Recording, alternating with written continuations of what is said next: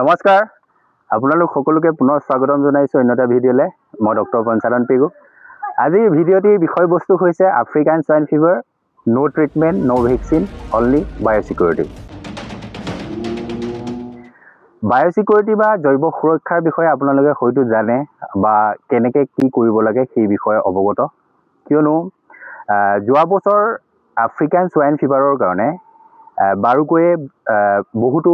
গাহৰি পালক অৰ্থনৈতিকভাৱে লোকচানৰ সন্মুখীন হ'বলগীয়া হ'ল আমাৰ অসমৰ প্ৰায় 25খন জিলাত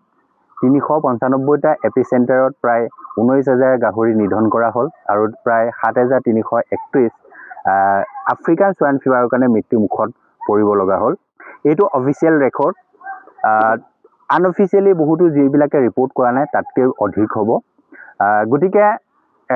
কথাটো হ'ল যে আমি যি বায়োসিকিউৰিটি ফলো কৰি আছো বা জৈৱ সুৰক্ষা যি ব্যৱস্থা গ্ৰহণ কৰি আছো সেই জৈৱ সুৰক্ষা আফ্ৰিকান সোয়াইন ফিভাৰৰ কাৰণে সঠিক হয় নে নহয় এইটো এটা ডাঙৰ প্ৰশ্ন গতিকে মই আজি আপোনালোকক এই ভিডিঅ'টিৰ জৰিয়তে ক'ব বিচাৰিছো যে সঠিকভাৱে জৈৱ সুৰক্ষা অৱলম্বন কৰিবলৈ বা ৰূপায়ণ কৰিবলৈ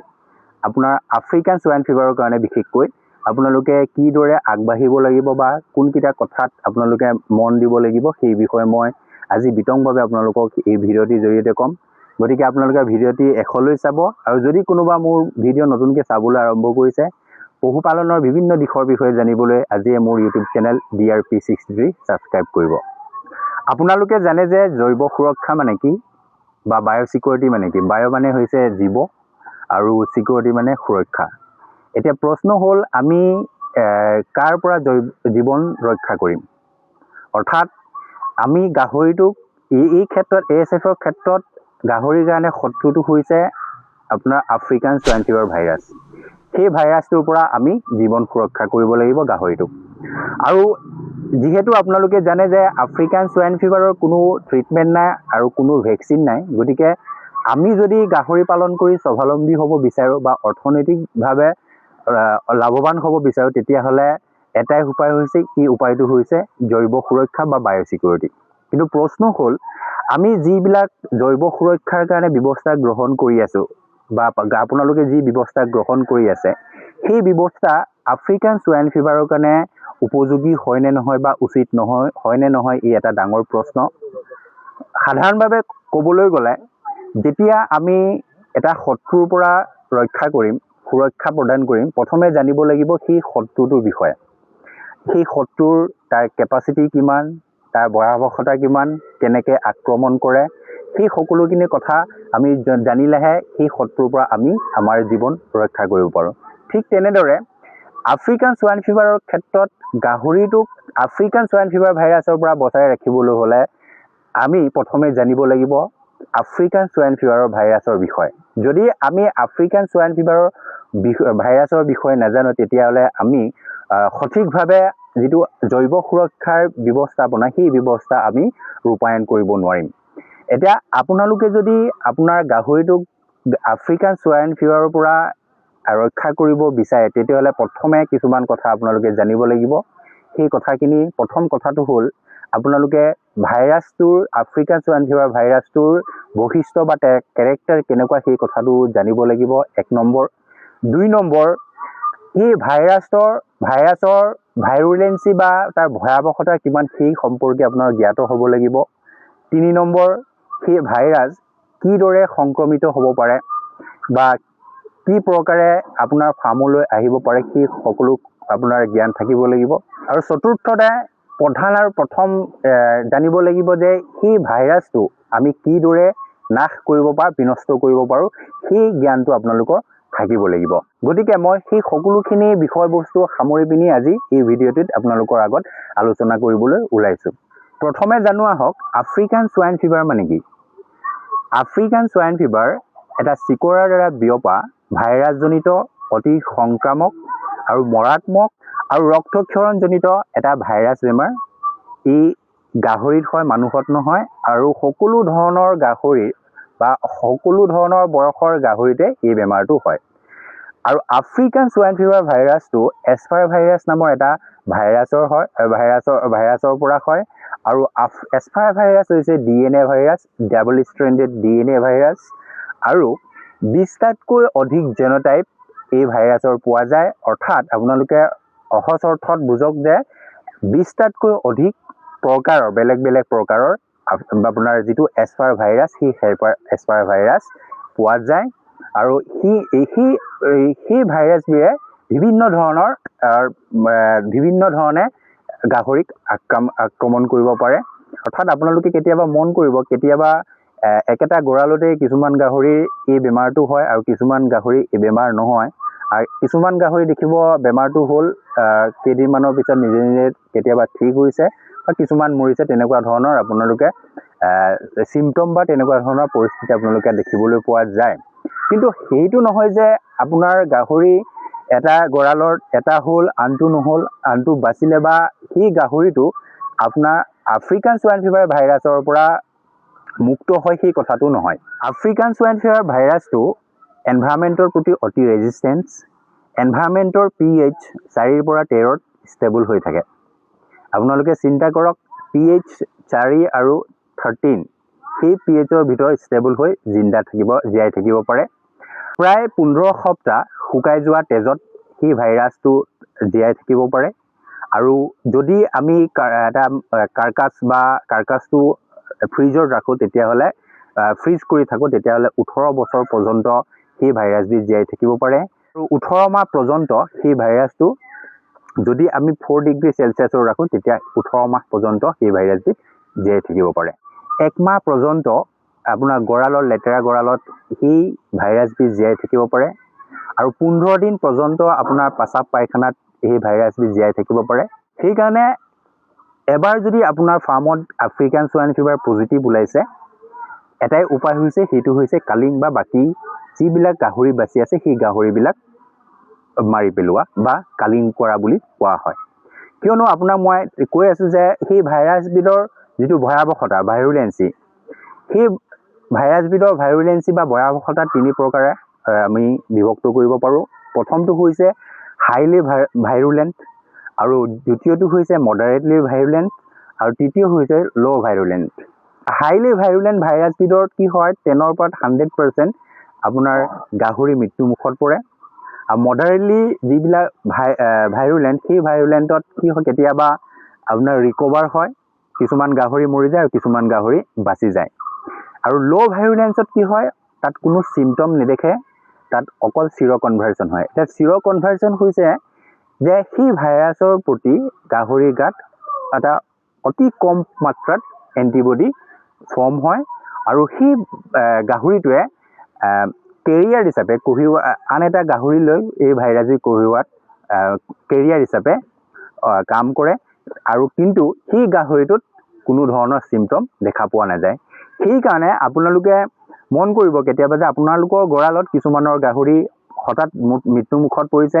তাত পজিটিভ ৰিজাল্ট ওলাইছে, অথচ কিছুমানত দেখিব যে একো ধৰণৰ চিমটম দেখা পোৱা নাই। কিন্তু সেইটো কথা নহয় যে আপোনাৰ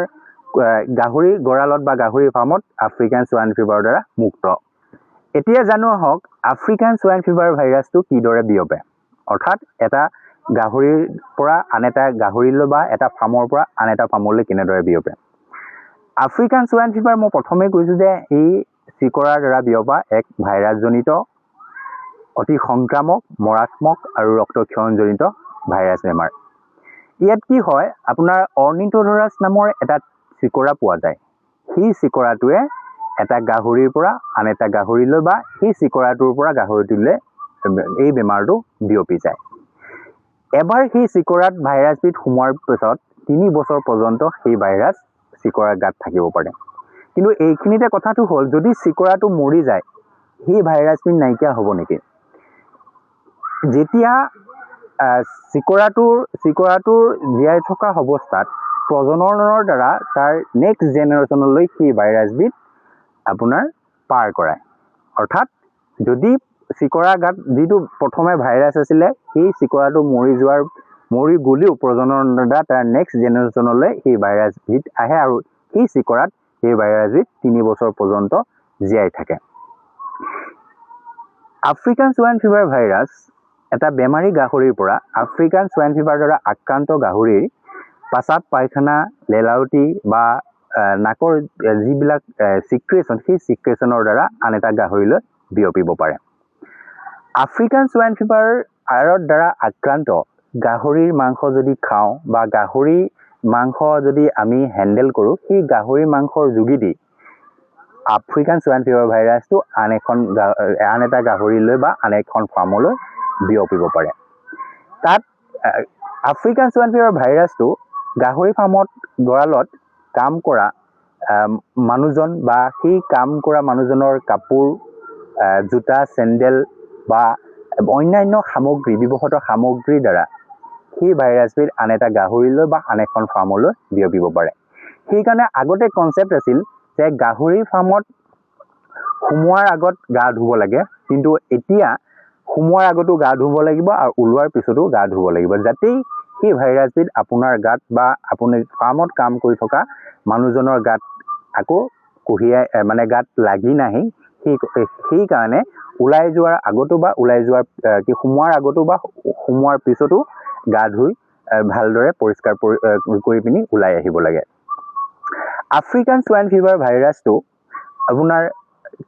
বিভিন্ন ধৰণৰ চৰাই চিৰিকটি কেতিয়াবা দেখিবলৈ পোৱা যায় কিছুমান চৰাই বা কাউৰী হওক বা শালিকা বা যিবিলাক কপৌ চৰাই এটা জেগাৰ পৰা আন এটা জেগালৈ উৰি ফুৰি চৰি থাকে সেই চৰাইৰ যোগেদি